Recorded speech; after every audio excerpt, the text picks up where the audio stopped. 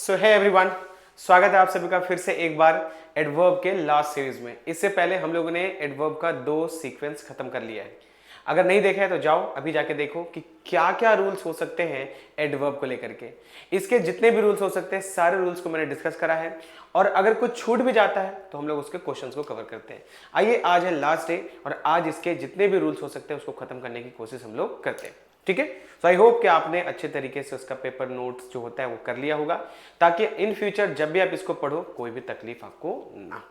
ठीक है, और भी अगर कोई सारे इश्यूज हैं इसके एमसीक्यूज के लेकर के या कोई और चैप्टर को आपको इच्छा करता है सर मुझे ये पढ़ना है, आप जस्ट कमेंट में उसको लिख दो। I will definitely make a video on that topic. Okay, so आइए विघ्नेश करते हैं आज के टॉपिक का, क्योंकि बिना देरी किए हम लोग स्टार्ट करते हैं। बहुत सारे टॉपिक्स हम लोगों ने पढ़ रखा है। एडवर्ब यहां से हम लोगों ने पढ़ा था, कुछ ये पढ़ा था कि एडवर्ब्स क्या होता है।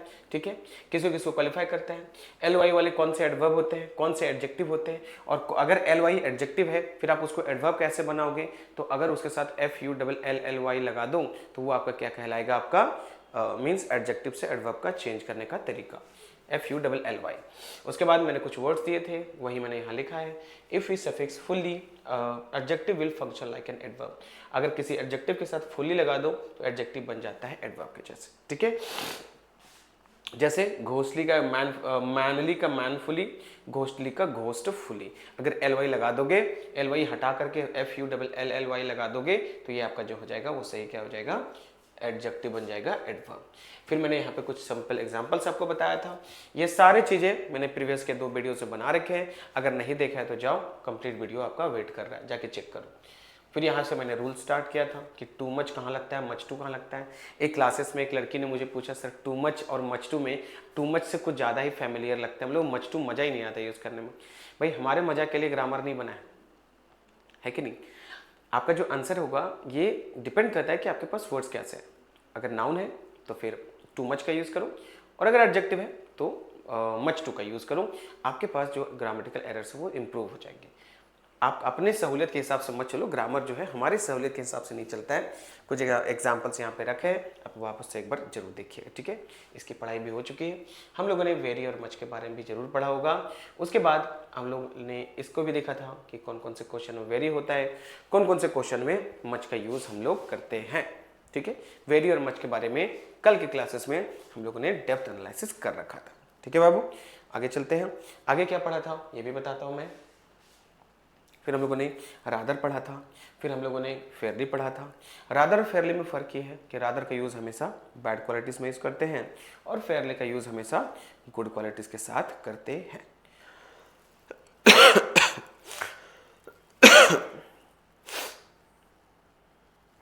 ठीक है, रादर का यूज़ जो है वो हमेशा आपको गुड क्वालिटी के साथ करना है, बैड क्वालिटी के साथ, और फेयरली का यूज़ हमेशा गुड क्वालिटी के साथ ही करना पड़ेगा। ठीक है, आई होप कि इतनी सारी बातें आपको समझ में आ गई होंगी। ठीक है, चलो अगले रूल्स पे चले। अगले रूल्स हम लोगों ने क्या देखा था, हम लोगों ने देखा था कि टू कहाँ लगता है, बैड क्वालिटी के साथ। लेकिन आप टू के साथ अच्छी क्वालिटी भी लगा सकते हो जब टू का जोड़ीदार क्या हो, टू अगर अपने जोड़ीदार के साथ हो जिसका नाम है T O two. T double O का पेयरिंग हमेशा करेंगे टी ओ टू के साथ, टी डबल ओ का पेयरिंग हमेशा करेंगे, टी डबल ओ का हमेशा पेयरिंग टी ओ ओ के साथ करें। ठीक है ना, ये रहा नेक्स्ट क्वेश्चन। आपके पास ये क्वेश्चन रहा, मैंने ये बातें आपको बताई थी बाबू, और मैंने बताया था कि दिए गए शब्दों के साथ ये डबल नेगेटिव्स का रूल है। इन सारे शब्दों के साथ कभी भी आपको नॉट का यूज़ नहीं करना है। इन सारे वर्ड्स के साथ कभी भी आपको नॉट का यूज़ नहीं करना है, मतलब डबल नेगेटिव्स का रूल हो जाएगा ये। दिए गए शब्दों के साथ कभी भी आपको नॉट का यूज़ नहीं करना है। इसमें से कुछ स्पेशल केसेस बनते थे, एक था अनटिल और एक था अनलेस।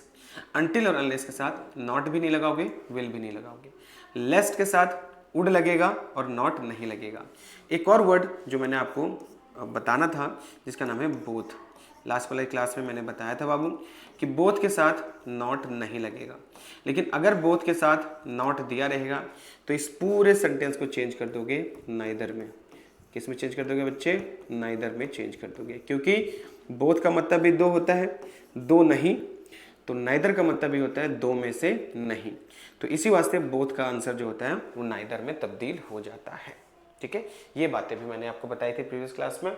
आइए इसके एमसीक्यूज को देखते हैं, और आई गेस लास्ट क्लास में हम लोगों ने यहीं तक जिक्र करा था। एक बार फिर से आप लोग क्वेश्चन देख लो।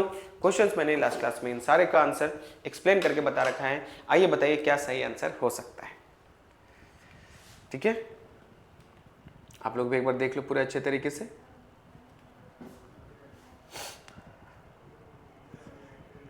चलो, तो आई गेस ये सारी चीज़ों को देख लिया होगा।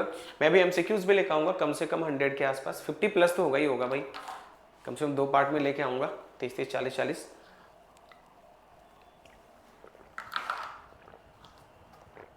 एक्स्ट्रा नॉलेज, जब कभी भी कुछ पॉइंट्स छूट जाते हैं तो मैं कोशिश करता हूँ उसको क्वेश्चन के माध्यम से समझा देने के लिए। ठीक है, छोटे छोटे रूल्स होते हैं, कोई कोई जो होता है ना, बड़े बड़े रूल्स के नीचे छोटे रूल्स दब के रह जाते हैं, वही पॉइंट्स यहाँ पे होता है, छूट जाता है कभी। ठीक है, चलो, तो आई गेस ये सारी बातें आप लोगों ने देख लिया होगा। इसका आंसर क्या होगा कि दिए गए किसी भी शब्द के साथ नॉट का यूज नहीं होगा, ना ही यहाँ पे होगा, ना ही यहाँ होगा, और ना ही यहाँ होगा। ठीक है, चलिए, तो आज का रूल्स क्या है सर, आज के बकेट में क्या है, तो आइए मैं दिखाता हूँ आज के बकेट में क्या है। ध्यान से समझिएगा चीज़ों को। यहाँ से हम लोग देखने वाले हैं एक बहुत ही इंपॉर्टेंट पॉइंट, ध्यान से रखिएगा। हाँ, ये है कि आपको याद तो करना पड़ेगा बाबू, याद नहीं करोगे तो कैसे क्या होगा। ठीक है, याद तो करना पड़ेगा, क्योंकि जैसा रिवीजन होगा वैसा ही डिवीजन होगा, और इसके संगत में रहोगे तो आंसर भी वैसा मिलेगा। क्योंकि ऐसा बोला जाता है कि हम लोग जिस संगत में रहते हैं, हमारा जो डेवलपमेंट है उसी संगत में ढल जाता है, कि जैसा संगत वैसा रंगत। क्योंकि अगर पानी को भी दूध के साथ मिला दिया जाए तो पानी भी जो है वो दूध के भाव से बिकता है, आपको पता है ना। तो आप इसके टच में रहो, पढ़ाई के टच में रहो, डेफिनेटली कुछ अच्छा ही होगा, पॉजिटिव होगा, तरक्की ही करते जाओगे जिंदगी भर। ठीक है, आइए शुरुआत करते हैं इस मोटिवेशन थॉट के साथ। क्या था बात कि मैंने बोला था बाबू कि इन सारे शब्दों के साथ, अच्छा यहाँ तक मैंने लिखा है, तो क्या इतना ही शब्द हो सकता है? नो, और भी शब्द हो सकते हैं। ठीक है, ये वो शब्द है जो पिछले 10 सालों में बहुत रिपीटेड रहे। ये सातों शब्द, या इनफैक्ट और भी ऐसे वर्ड हैं जिनके साथ कभी भी आप एज नहीं लगाओगे। अच्छा, एज क्यों नहीं लगता, ये भी एक तरह का रूल है।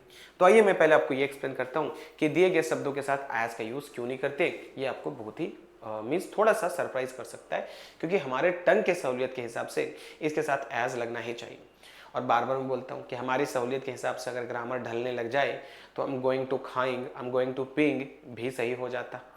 हमारा खुद का भी तो एक्सेंट होता है ना, वी आर इंडियंस, और जब तक मॉडिफाई ना करें चीज़ों को मज़ा ही नहीं आता। कितना भी आप लैम्बोर्गिनी भी दे दो ना किसी को, उसमें ऑब्वियसली वो ताम झाम तो लगा ही लगाएगा, है कि नहीं। तो वी आर इंडियंस, हमारे पास हर चीज़ का ऑल्टरनेटिव्स होता है, चीज़ों को मीन्स मॉडिफाई करने का टेक्निक पता होता है। तो इसमें मॉडिफिकेशन जरूरत नहीं है, आप इसके साथ एज नहीं लगाओगे। ठीक है, क्यों, आइए बताता हूँ। जैसे मैंने लिखा हुआ, अच्छा शब्द क्या क्या है, तो मेक हो गया, कॉल हो गया, अपॉइंट हो गया, नेम हो गया, इलेक्ट हो गया, सेलेक्ट हो गया, कंसीडर हो गया। इन सारे भाइयों के साथ कभी भी एज नहीं लगाओगे। इन सारे शब्दों के साथ कभी भी आप एज का यूज नहीं करोगे। सो आई हैव सम क्वेश्चंस, आप क्वेश्चन को देखो, समझो और बनाओ। देखो क्वेश्चन बताओ, देखो क्वेश्चन क्या है।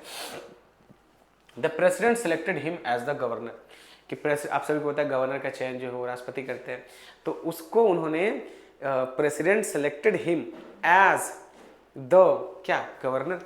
अच्छा, एज का मतलब क्या होता है, जैसा कि। अरे भाई, गवर्नर के जैसा नियुक्त किया गया कि गवर्नर ही नियुक्त किया गया है। जैसे मैंने एक क्वेश्चन देना है, अच्छा वो क्वेश्चन लिखा हुआ है क्या, नहीं वो क्वेश्चन नहीं लिखा हुआ। जैसे मैं एक क्वेश्चन देता हूँ, ध्यान से सुनना। मैंने बोला दे,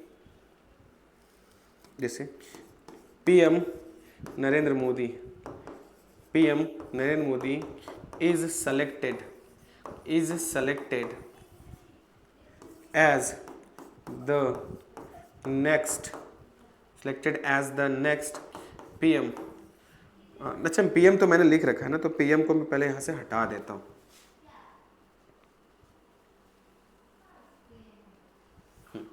यहाँ से मैं एज लगा देता हूँ। Narendra Modi is selected as the next PM of India, ये मैंने एक क्वेश्चन लिखा। तो नरेंद्र मोदी साहब को क्या प्राइम मिनिस्टर के जैसा नियुक्त किया गया कि प्राइम मिनिस्टर ही नियुक्त किया गया? तो जैसा तो नियुक्त हो नहीं सकता ना, अजीब सा लग रहा है सुनने में। हाँ, आपके टंग के सहूलियत के हिसाब से एज बिल्कुल सूटेड है कि Narendra Modi is selected as the PM of India. गलत है बाबू, कभी भी एज नहीं लगाओगे। यहाँ पे जो आंसर होगा वो बिना एज का होगा। अब पढ़ के देखो, Narendra Modi is selected the next prime minister of India. वो आपके टंग को ये सूट नहीं कर रहा है, आपके टंग को पता नहीं क्या हो जाता है, सर नहीं अच्छा नहीं लग रहा है। अरे ऐसा नहीं होते दोस्त, ऐसा यूज नहीं करना, ठीक है, यहाँ पे यूज नहीं होगा, तो किसी के साथ भी एज नहीं लगेगा। चलिए आगे दिखाता हूँ क्या क्या क्वेश्चन है।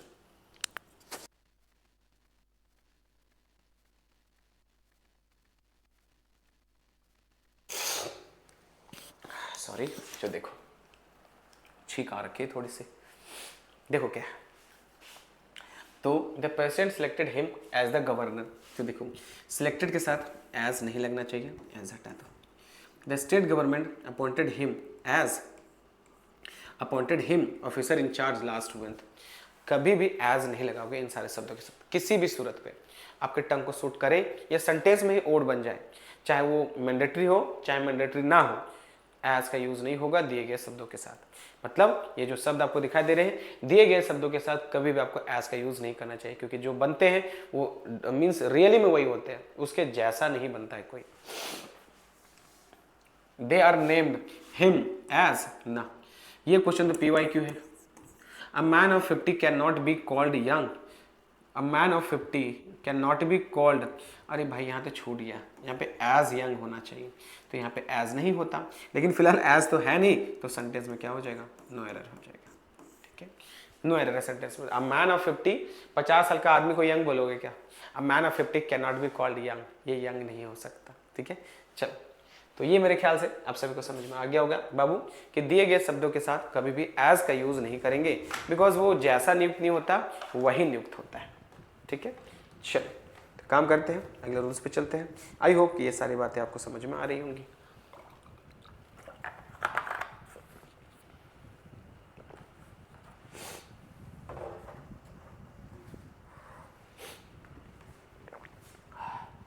चले,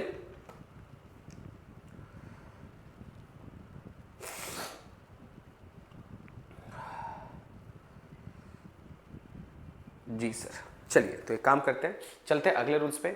अगले रूल्स क्या है मैं आपको दिखाता हूँ, ध्यानपूर्वक अगले रूल्स को भी देखोगे, ठीक है। बड़े बड़े रूल्स और अच्छे अच्छे रूल्स लेके आया हूँ आज मैं। हाँ देखो, ये एक बहुत ही रेलेवेंट रूल है, अवॉइड करते हैं मोस्ट ऑफ द टाइम लोग, लेकिन याद रखना ये भी एक मेजर सेक्शन है आपके एग्जाम पॉइंट ऑफ व्यू से। देखो बाबू के कि ये जो शब्द यहाँ पे दिखाई दे रहे हैं, ये जो शब्द आपको दिखाई दे रहे हैं, इन सारे वर्ड्स के साथ एक बात हमेशा दिमाग में रखिएगा बच्चे, इन सारे शब्दों के साथ कभी भी आपको ly नहीं लगाना है, ये हमेशा एडजेक्टिव्स ही सूट करते हैं। याद रखना ly लग सकता है लेकिन वो एडजेक्टिव्स होना चाहिए। हालांकि ऐसा सिचुएशन तो मैंने कभी सोचा ना कभी देखा है, तो आपको मैं बता रहा हूं कि दिए गए शब्दों के साथ सिर्फ एडजेक्टिव लगेगा, कि ये जो वर्ड दिख रहे हैं बाबू इनके साथ सिर्फ और सिर्फ एडजेक्टिव ही लगाओगे, इनके साथ सिर्फ और सिर्फ एडजेक्टिव लगाओगे, ये किसी दूसरे चीजों के साथ नहीं जा सकते। अब ये वर्ड्स भी याद होने चाहिए, taste, smell, appear, look, feel, remain, seem, ये वो वर्ड हैं जिनके साथ ly नहीं लग सकता, इनके साथ सिर्फ एडजेक्टिव लगता है, सिर्फ और सिर्फ एडजेक्टिव्स, ठीक है। जैसे कुछ क्वेश्चन यहाँ मैंने रखा है, देखो समझो, जैसे मैं लिखा है, अच्छा सीटली क्यों लिखा है, स्वीटली होना चाहिए। She took tea and said that it tasted, यहाँ पे होना चाहिए था, आंसर थोड़ा सा यहाँ पे मिसिंग है typing. She took tea and said it tasted sweetly होना चाहिए था, इट टेस्टेड स्वीटली। अब हम लोग एरर छाटेंगे कि सर टेस्टेड के साथ स्वीटली नहीं होता सर, सही आंसर हो जाएगा स्वीट, ly हमेशा हटेगा। देखो रूल्स में भी लिखा हो बाबू कि after the following words adjective should be used not adverbs, कि दिए गए शब्दों के साथ दिए गए शब्दों के बाद हमेशा आपको क्या यूज करना है, एडजेक्टिव का यूज करना है, ना कि आप एडवर्ब का यूज कर दो। एडवर्ब क्या होता है, ly बेसिकली जो लगता है, तो यहां से क्या करना है, ly नहीं लगाना है। आपको आंसर हो जाएगा she took tea and said that it tasted sweet. Second question, the roses smell sweetly, फिर से स्मेल के साथ स्वीटली दिया है, ly हटा दो, सही आंसर हो जाएगा sweet. On honey taste sweetly, फिर से ये गलत है, टेस्ट के साथ भी ly नहीं लगता, ये भी हट जाएगा। सी लुक्स ब्यूटीफुली, गलत है, जब कभी भी लुक हो, लुक के साथ हमेशा ब्यूटीफुल लगना चाहिए, ly हटेगा। सी लुक्स ब्यूटीफुल, सी लुक्स ब्यूटीफुल, ब्यूटीफुली गलत हो जाएगा। मतलब ये जो शब्द आपको दिखाई दे रहे हैं, दिए गए शब्दों के साथ कभी भी आपको ly नहीं लगाना है, दिए गए शब्दों के साथ हमेशा आपको एडजेक्टिव्स ही यूज करना है बाबू, ओके। समझ में आ गया?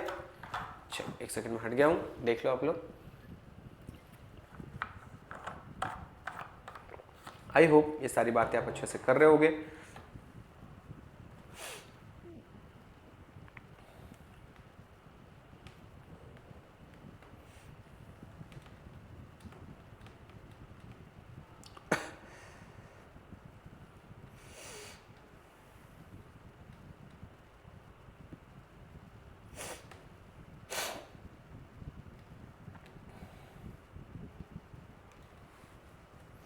चल, तो अब चलते हैं अगले पॉइंट्स पे। अगला पॉइंट क्या है ये मैं दिखाने की कोशिश करता हूँ। ये रहा बाबू नेक्स्ट रूल। क्या है रूल, याद रखिएगा। Place adverb of manner after the verb. कि आपके पास जो एक्चुअली में जो होता है कि एडवर्ब ऑफ मैनर जो होता है, मैनर समझते हो क्या होता है? मैनर मतलब सलीका, तरीका, आप किस तरीके से कोई काम को करते हो। तो एडवर्ब ऑफ मैनर को हमेशा जो है वो कोशिश करो कि उसको रखें वर्ब के बाद। जैसे आई वॉक्स स्लोली या आई स्लोली वॉक, क्या सही आंसर होगा? आई वॉक स्लोली हो जाएगा, क्योंकि एडवर्ब ऑफ मैनर जो होता है मैं चल कैसा रहा हूं, जो कैसा का रिप्लाई करता है, आपके तरीके का रिप्लाई करता है। तो adverb of manner should always be placed after the verb, after the upcoming verb, after the available verb. जो उपस्थित वर्ब होगा उसके बाद ही आपको यूज करना पड़ेगा, किसका यूज करना पड़ेगा? एडवर्ब ऑफ मैनर का। तो व्हेन एग्जामिन केयरफुली एग्जामिन्ड नहीं होगा, सही आंसर हो जाएगा इसका व्हेन एग्जामिन्ड केयरफुली, कि इसके बाद आपको वर्ब का यूज जो है वर्ब के बाद एलवाई लगाना चाहिए। उसी तरीके से मैंने क्वेश्चन यहाँ दिया हुआ है, मोहन वॉक्स स्लोली या मोहन स्लोली वॉक्स, क्या सही आंसर होगा?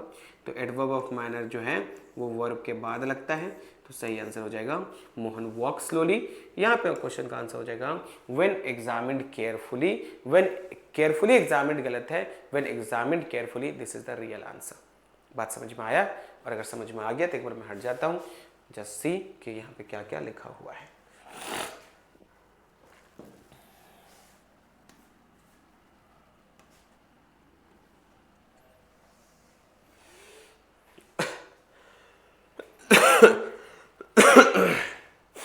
चले, ठीक है, ये रहा नेक्स्ट क्वेश्चन। क्वेश्चन है, सॉरी क्वेश्चन नहीं भाई, ये तो रूल है हमारा, तो मैं हट जाता हूँ थोड़ा। देखो आप लोग रूल्स को, क्या है बाबू? रूल्स है कि else should be followed by but, कि एल्स के बाद हमेशा आपको क्या लगाना चाहिए? अगर जरूरत है तो बट का, वरना एल्स सीधा सीधी अपना सही हो। अगर जरूरत है एल्स के साथ तो बट लगाइएगा। अदर और अदरवाइज के साथ हमेशा क्या लगाइएगा? दैन। जैसे यहाँ पे दैन लगा हुआ है, ठीक है, मैं मिटा करके पूरा क्लियर करके लिख देता हूँ। अदर और अदरवाइज के साथ दैन, और एल्स के साथ क्या लगाना है बच्चे? बट लगाना है। एल्स के साथ लगाना है बट, और अदर और अदरवाइज के साथ लगाना है दैन। दिख रहा है सारी चीजें? अदर और अदरवाइज के साथ हमेशा क्या लगाना है? दैन का यूज करें, ठीक है। चलिए, और अगर हाँ तो एक बार एक काम करते हैं, सर कुछ क्वेश्चंस बता दीजिए। तो एक क्वेश्चन बताता हूँ। कुछ क्या, कुछ क्वेश्चन यहाँ तो लिखा ही हुआ है, ध्यान से पढ़ो। क्या लिखा हुआ है? It is nothing else than sheer madness. ये पागलपंती के अलावा और कुछ नहीं है। मतलब नहीं मेरे को ये करना है, मेरे को ये करना है, तो वही पागलपन है ये। और पागलपन तो और भी बहुत तरीके से होते हैं, आप लोग बेहतर समझते हो ना। रात को थोड़ा सा पागलपन ज़्यादा आ जाता है ना कान पे, तो वो वाला सिचुएशंस भी क्या होता है? This is sheer madness. तो क्या हो जाएगा? It is nothing else than नहीं होगा बच्चे, यहाँ पे बट हो जाएगा। क्या हो जाएगा? But. It is nothing else but sheer madness. It is nothing else but sheer madness. पागलपन के अलावा और ये कुछ नहीं है।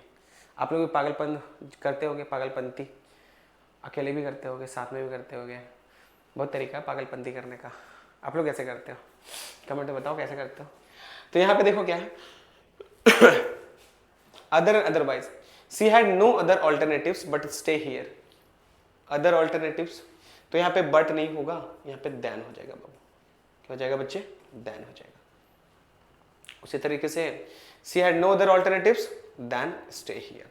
तो मैंने आपको क्वेश्चन बता दिया। देखो वन लाइनर्स रूल्स है, दिमाग में बस रखना है कि एल्स के साथ बट लगाना है और अदरवाइज के साथ दैन लगाना है। रट लो इस चीज को कि एल्स के साथ दैन और अदरवाइज के साथ बट लगाना है। क्वेश्चंस आपके सामने हैं, एक बार मैं क्लियर कर देता हूँ। आप देखना चाहो तो देख लो, या पॉज करके भी आप चीज़ों को क्या कर सकते हो? लिख सकते हो, ठीक है।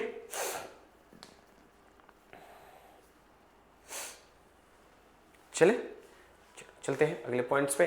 अगला रूल्स क्या है ये मैं आपको दिखाता हूं। देखो ये रहा अगला रूल्स बाबू, और ये बहुत ही मजेदार रूल्स है। अगर मैं एटसेट्रा लिखता हूं ना तो इसका मतलब समझ आना कि कुछ और वर्ड्स हो सकते हैं जो आपको खुद से समझना चाहिए। तो यहाँ मैंने कुछ वर्ड्स लिखा हुआ है, मैं लिखा हुआ है एडवर्ब ऑफ फ्रीक्वेंसी, जिसको प्यार से पता है इस रूल का नाम क्या है, इस रूल का नाम है AOF। AOF यहाँ मैं लिख देता हूं, इस रूल का नाम है बच्चे AOF, एडवर्ब ऑफ फ्रीक्वेंसी। हालांकि आप सोच रहे होगे सर ने तो एडवर्ब को लिस्ट वाइज पढ़ाना तो छोड़ ही दिया है, रूल से पढ़ाते हैं सर, लेकिन फिर एडवर्ब ऑफ फ्रीक्वेंसी आया क्यों? क्योंकि मैं एक एक करके इंडिविजुअल तो पढ़ाता नहीं हूँ, मैं तो रूल से पढ़ाता हूँ। तो एडवर्ब ऑफ फ्रीक्वेंसी का रूल जो होता है बच्चे वो इस प्रकार होता है कि फ्रीक्वेंसी का मतलब क्या होता है, आपको ये पहले समझना चाहिए। फ्रीक्वेंसी का मतलब क्या होता है? तो फ्रीक्वेंसी का मतलब होता है हाउ मेनी टाइम्स, यहाँ लिख लेना। फ्रीक्वेंसी का मतलब होता है बच्चे हाउ मेनी टाइम्स। फ्रीक्वेंसी का मतलब होता है हाउ मेनी टाइम्स। फ्रीक्वेंसी का मतलब होता है हाउ मेनी टाइम्स। फ्रीक्वेंसी का मतलब होता है हाउ मेनी टाइम्स। फ्रीक्वेंसी का मतलब होता है हाउ मेनी टाइम्स। समझ गए? और अगर समझ गए तो एक काम करते हैं, मतलब कितनी दफा किसी काम को कर रहे हो आप, कितनी दफा किसी काम को करते हो उसी को हम लोग बोलते हैं एडवर्ब ऑफ फ्रीक्वेंसी। कितनी दफा किसी काम को करते हो उसी को बोलते हैं हम लोग एडवर्ब ऑफ फ्रीक्वेंसी। ठीक है, चलो अब एक काम करते हैं। ओ भाई ये क्या हो गया, बोर्ड तो दिख रहा ना आई गेस, हाँ तो बोर्ड से हट जाता हूँ, हाँ आ गया। चलो देखो अब तो क्या है कि इन सारे शब्दों के साथ आपको एक बात का ध्यान रखना है कि ये एडवर्ब ऑफ फ्रीक्वेंसी होते हैं बच्चे। ये क्या होता है? एडवर्ब ऑफ फ्रीक्वेंसी होता है। एडवर्ब ऑफ फ्रीक्वेंसी का रूल ये होता है जो कि आपको स्क्रीन पे भी दिख रहा होगा।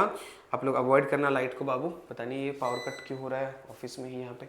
देखो तो सबसे पहले क्या लगेगा, सब्जेक्ट लगेगा, उसके बाद हेल्पिंग वर्ब लगेगा, फिर AOF, AOF का होता है एडवर्ब ऑफ फ्रीक्वेंसी, और उसके बाद लगेगा मेन वर्ब। तो आपका मतलब यहाँ पे जो होना चाहिए, क्या हो रहा है यार ये,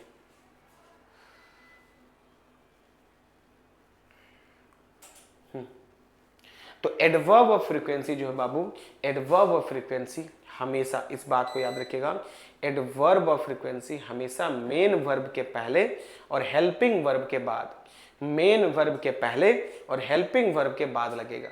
सर इज दैट पॉसिबल कि हेल्पिंग वर्ब या मेन वर्ब दोनों हो? नहीं बाबू, मुमकिन है कि दोनों हो सकता है, मुमकिन है कि दोनों नहीं हो सकता है। तो अगर हेल्पिंग वर्ब होगा खाली तो AOF इसके बाद लगेगा, और अगर मेन वर्ब होगा तो AOF के पहले लगेगा, AOF के पहले लगेगा। ठीक है, AOF के पहले लगेगा। तो इस चीज को याद रखिएगा कि AOF जो है हेल्पिंग वर्ब के बाद और AOF जो है वो मेन वर्ब के, अरे भाई मैंने उल्टा लिख दिया क्या, लिख सकेंगे रुक जाओ, वही तो सेम है। देखो क्या, हेल्पिंग वर्ब के बाद और मेन वर्ब के पहले यूज होता है, हेल्पिंग वर्ब के बाद और मेन वर्ब के पहले। AOF मेन वर्ब के पहले लगेगा और हेल्पिंग वर्ब के बाद लगेगा। ठीक है, अगर एक एक करके आएगा तो, लेकिन अगर दोनों आ गया तो हेल्पिंग वर्ब के बाद AOF, मेन वर्ब के पहले AOF। ये इसका रूल होता है बच्चे कि हेल्पिंग वर्ब के बाद AOF लगेगा, मेन वर्ब के पहले AOF लगेगा। लेकिन दोनों आ गया तो दोनों के बीच में एडवर्ब ऑफ फ्रीक्वेंसी को रखना चाहिए ऑलवेज, नॉट वंस, ऑलवेज की बात कर रहा हूं मैं, हमेशा यही रूल होता है इसके साथ।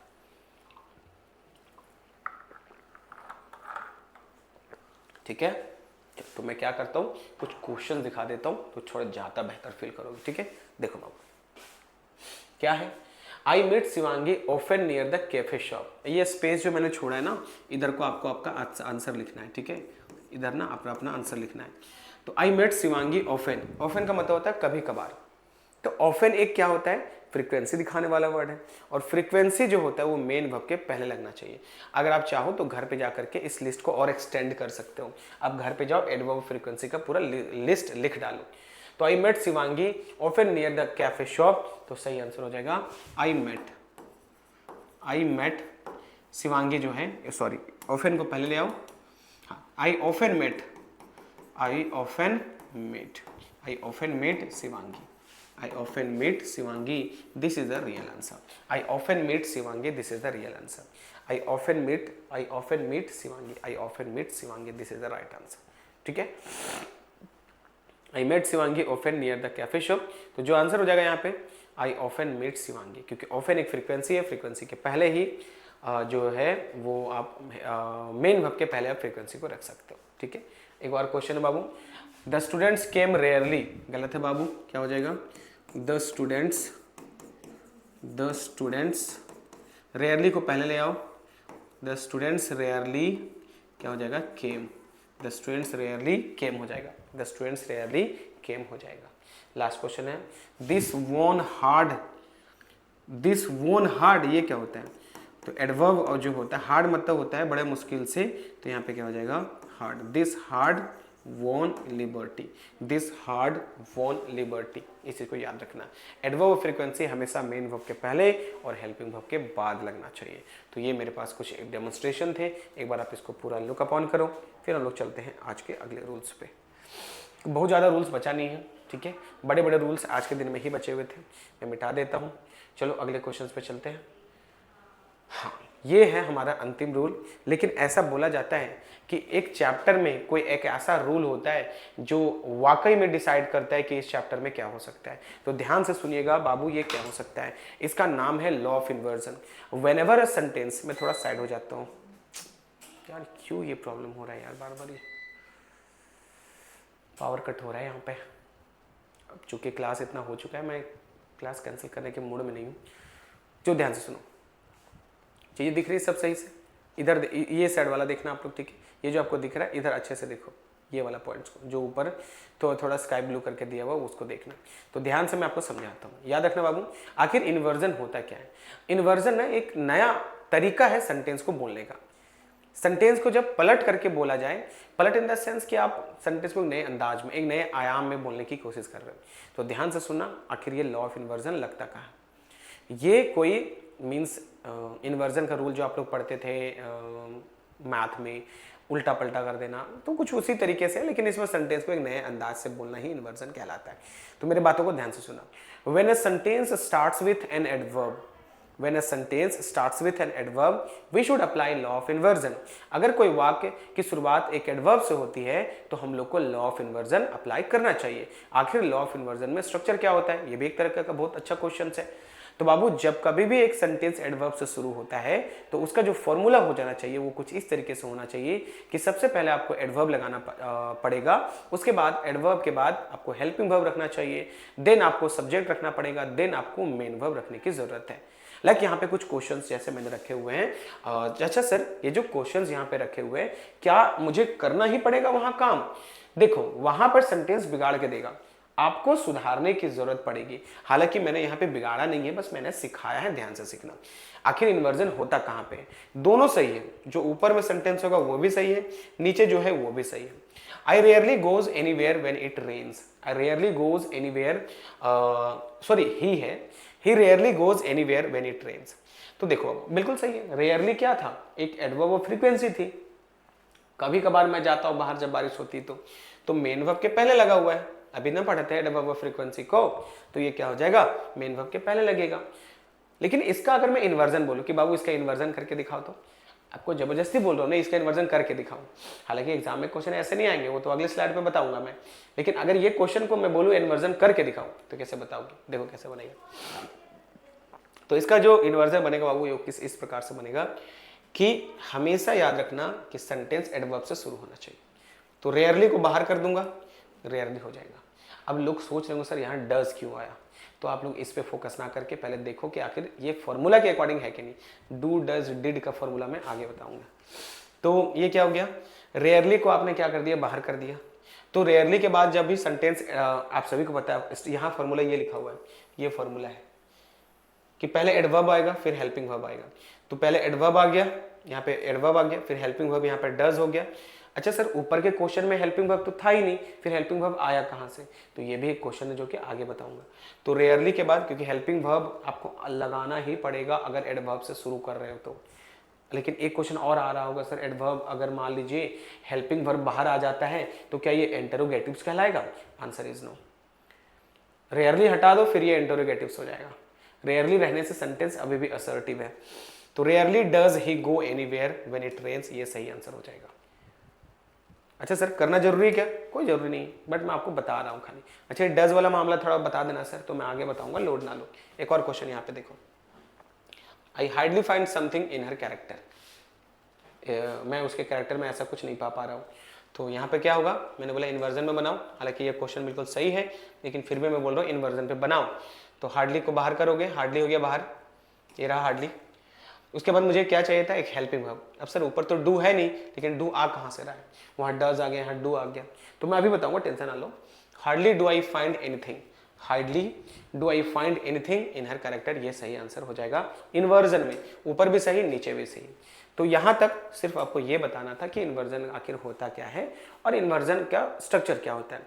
अब इन्वर्जन इस तरीके से मुझे वहां करना है क्या सर? नहीं बाबू, वो आपको पलट के ऑलरेडी देगा, उसमें एरर छाटने, क्योंकि स्ट्रक्चर ये होता है, इसी स्ट्रक्चर में इन्वर्टर को ढालना। इन्वर्टर बोलता हूँ भाई इन्वर्जन, ओके। बार बार एक ही शब्द को बोले कि राम राम राम राम बोलते बोलते मारा मारा हो जाता है, तो ये इन्वर्जन है, इन्वर्टर नहीं है।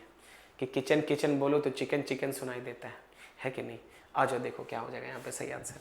तो यहाँ पे जो आंसर होना चाहिए बाबू वो कुछ इस प्रकार से होगा। आपके सवालों का जवाब देता हूँ। अगर कहीं पे V1 लिखा रहे, लिख लीजिएगा, कहीं पे V2 लिखा रहे और कहीं पे V5 लिखा रहे। याद रखना इन सारे शब्दों का आंसर जो है बाबू वो इस प्रकार से होगा कि डू ले लेना V1 के लिए, V2 ले लेना डिड के, V2 के लिए डिड ले लेना और V5 के लिए डज ले लेना। ये लिख लो कहीं पर आप लोग।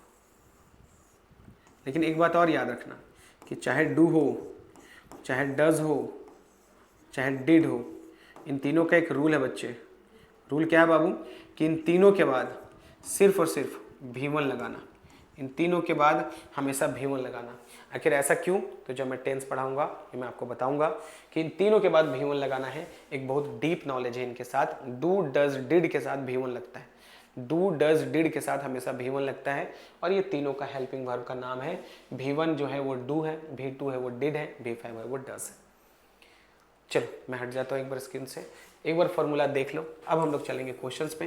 क्वेश्चन क्या होता है ये मैं आपको कुछ देरी में बताऊंगा। एक बार देखो आप लोग पूरा।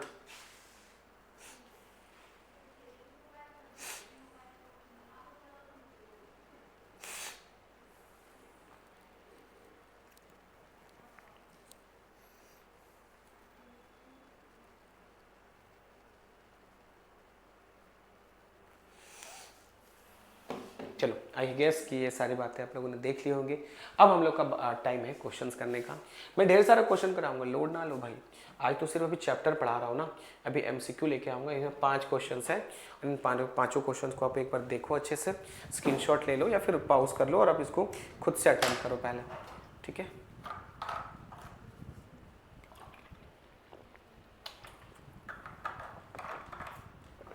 पहला क्वेश्चन को अवॉइड करना, पहला क्वेश्चन सिर्फ बताने के लिए मैंने रखा हुआ है, तो सर बता ही दीजिए ना, फिर बाकी के 4 क्वेश्चंस करना। देखो बाबू ये क्वेश्चन में गलतियां हैं। आप बोलोगे सर जो एडवर्ब और फ्रीक्वेंसी होता है वो मेन वर्ब के तो पहले होता है, फिर इसमें गड़बड़ क्या है? गड़बड़ है बाबू, हमेशा इसके पीछे 2 ही लॉजिक मत लगाना कि सिर्फ एडवर्ब और फ्रीक्वेंसी मेन वर्ब के पहले लगेगा। इन्वर्जन पे आ जाएगा तो इन्वर्जन में एडवर्ब के बाद हेल्पिंग वर्ब लग जाएगा। सिर्फ इन्हीं दोनों काम से नहीं चलेगा, आपको तीसरा काम भी करना पड़ेगा। हार्डली के साथ सम नहीं लगता, हार्डली के साथ एनी लगता है, ये मैंने आपको बता रखा था एडजेक्टिव में। तो सही आंसर क्या हो जाएगा बच्चे? सही आंसर हो जाएगा आई हार्डली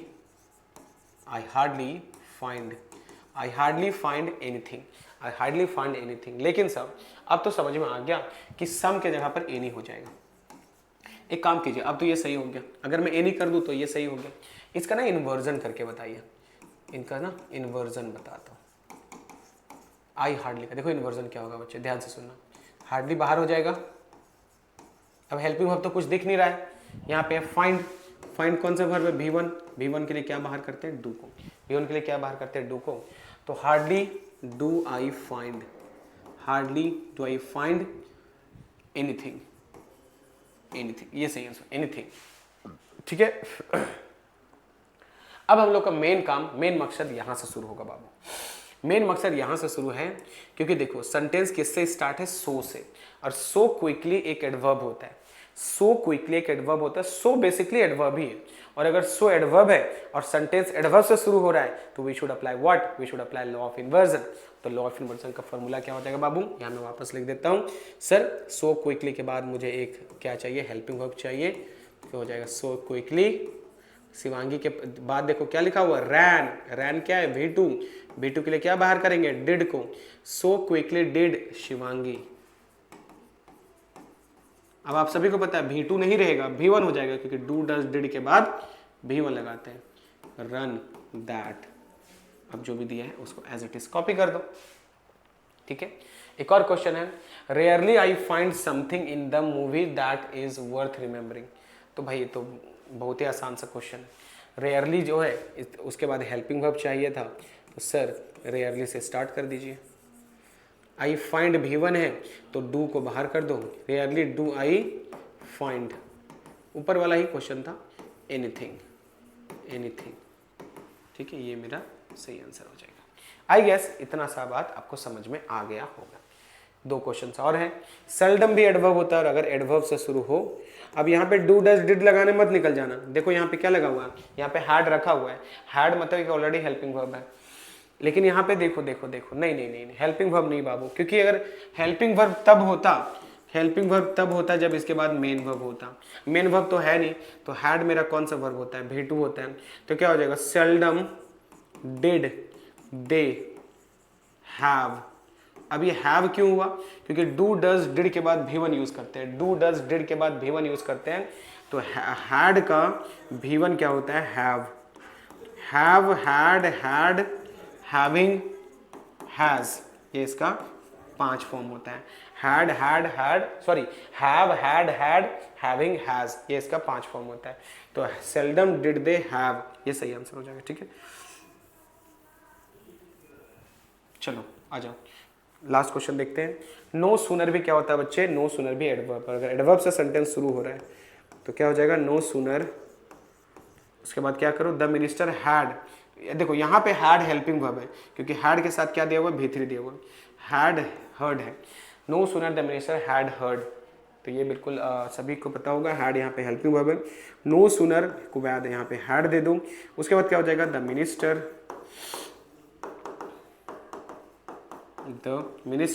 उसके बाद क्या लगा दो, उसके बाद आप सभी को पता है no sooner had the minister, helping verb की जगह पर आप हो जाएगा मेन वर्ब। अच्छा हियर मत कर देना, यहाँ पे हर्ड ही रहेगा, इसको हियर मत कर देना, पता है क्यों, क्योंकि बच्चे इस बात को दिमाग में एकदम बखूबी रखना कि जब कभी भी आप डू डज डिड लगाते हो तब V1 लगता है, बाकी हैज हैव जो लगता है इसके साथ V3 ही यूज करना है आप सभी को, ठीक है। तो ये था ओवरऑल एडवर्ब पूरा चैप्टर, कुछ एक आध लाइन अगर छोटा भी होगा तो आई डोंट नो छोटा है कि नहीं, मैंने पूरा कोशिश किया सारे रूल्स बता दूं। इफ अगर कोई इफ एंड बट अगर कुछ हो जाए छूट जाए तो जब MCQs में सेट करता हूं तो मुझे मिल जाता है कि ये मैंने छोड़ा हुआ, तो उस वक्त मैं कोशिश करूंगा उसको उस क्वेश्चन के अनुरूप में ढाल दूं ताकि आपको कोई भी तकलीफ ना हो उस छोटे से पॉइंट को लेकर के भी, ठीक है। चलो तो ये रहा हमारे तरफ से फुल एफर्ट एडवर्ब को लेकर के। आई होप आप सबने एंजॉय किया होगा, पेपर नोट जरूर करना बाबू और प्रैक्टिस जरूर करते रहना, ठीक है। चलो मिलते हैं फिर एक नए चैप्टर के साथ, एक नए अध्याय के साथ कल। टिल देन प्रैक्टिस करते रहो, जय हिंद।